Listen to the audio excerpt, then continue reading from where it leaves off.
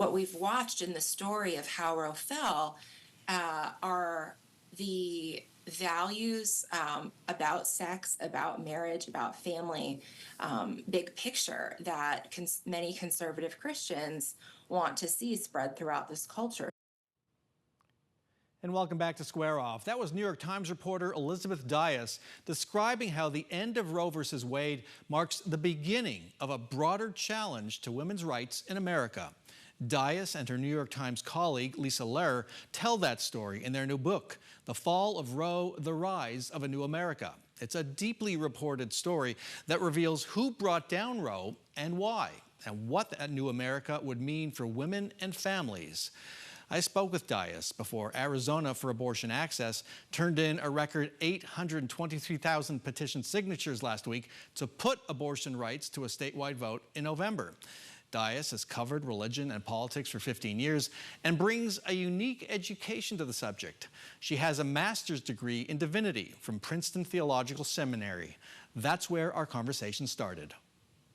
What does that education bring to your reporting on such an intensely political issue? I love this question. Theological education has actually been really valuable for me in understanding so many of the people that I cover. I've covered religion for about 15 years, and having that familiarity of like thinking and language has been really invaluable in understanding not just, our current time, right, and what people think now, but the entire heritage of faith that people bring to their lives today, right? This is a heritage that goes back hundreds, thousands of years that shapes how people think today. So, and we definitely see that in how that impacts abortion, right? Because so many of the conservative Christians who oppose abortion are deeply rooted in a narrative that goes back to a young woman named Mary who was pregnant and gave birth to Jesus. You ask rhetorically in the book, what is America becoming? What do you see it becoming now as we transition to a new era?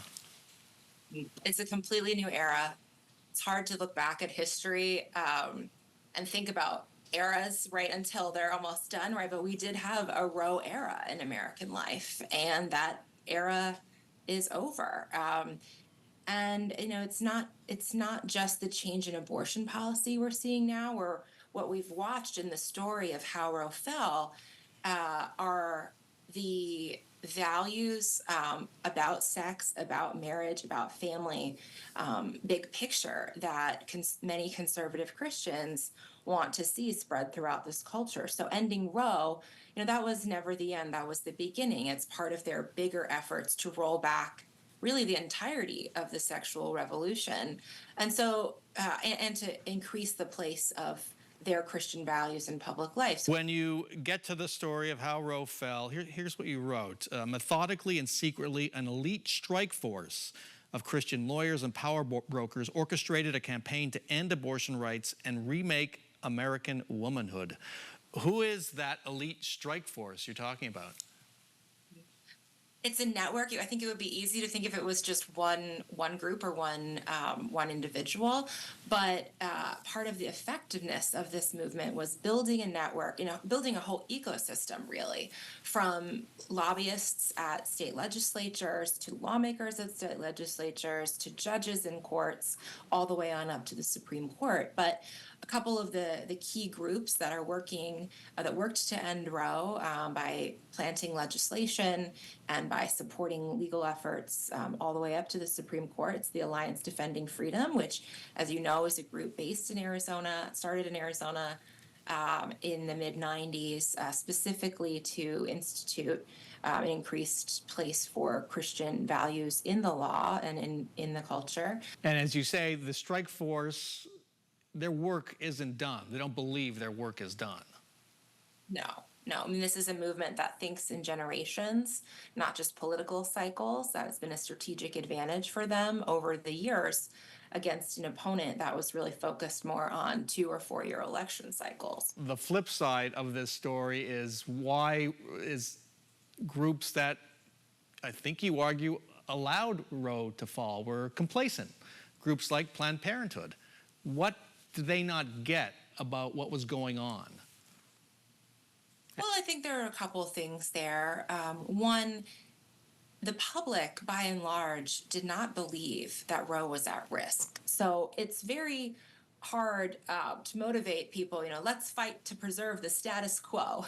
It's much easier to motivate people if they actually believe that something is at risk or that they want to change something. And Roe was so deeply rooted in American life that many people just couldn't imagine a life without Roe, even though access to abortion had been winnowed away over, especially over the last 10 and 20 years. The right also had some very key lucky breaks, even as they were being very strategic with, it's hard to predict having 3 Supreme Court justices that former President Trump was able to put to the Supreme Court. That was a very rare opportunity.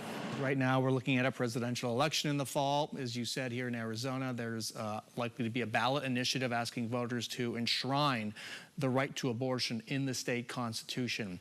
Are voters as a whole, speaking about those initiatives, ready for that? Will they accept that? I don't think 2 years ago, on the day Roe fell, it would have been possible to imagine just how much backlash there would have been, and that we would be in a place just 2 years later where a place like Arizona is actually going to face this question, or likely to face this question in the fall. So it is a dramatic reversal. It's very important to remember, too, that this is the first election this country has had, first presidential election this country has had in half a century, without Roe. So there's a lot of unknowns, and it's a big test for not just the abortion rights movement, but for the future of all of these values. I think about sexuality and sex and marriage and family, because they're all at stake in new ways. And that was an edited version of our conversation. Again, the book is The Fall of Roe, The Rise of a New America. And by the way, Elizabeth Dias is from Arizona. She's a graduate of Phoenix Country Day School.